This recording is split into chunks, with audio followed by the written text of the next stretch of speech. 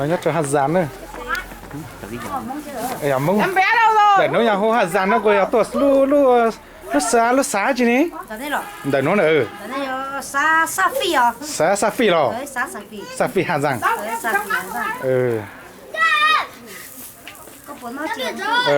mông lấy plái nó là lên mặt nó Ôi con trứng nhá.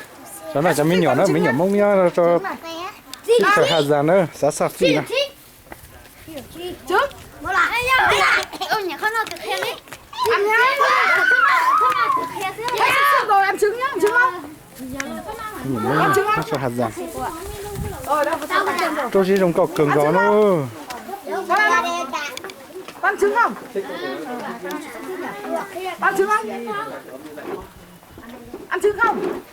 Ăn. Có một quả nữa chứ bạn làm gì? Hết, đây. Ăn nhá. Ở nhà các con ăn nhá. Không.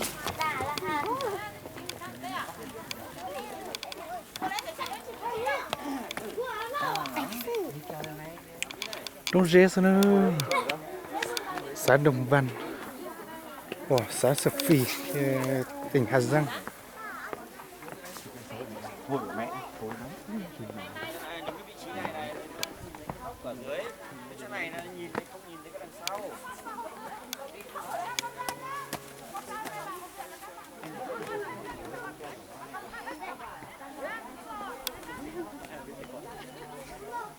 tụi mình nhỏ nó không có cứng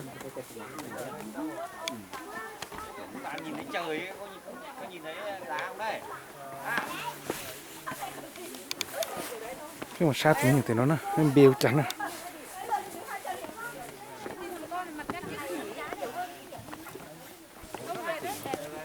Nha. Tao đang chụp ảnh. ở trong nhà thế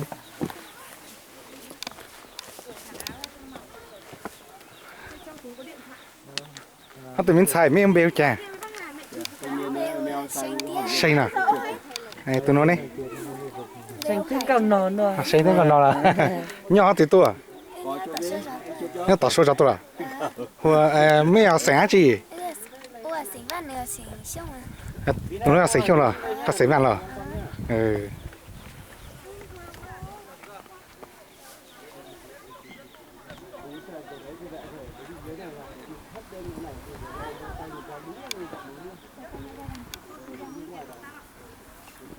Đó là qua tí tua.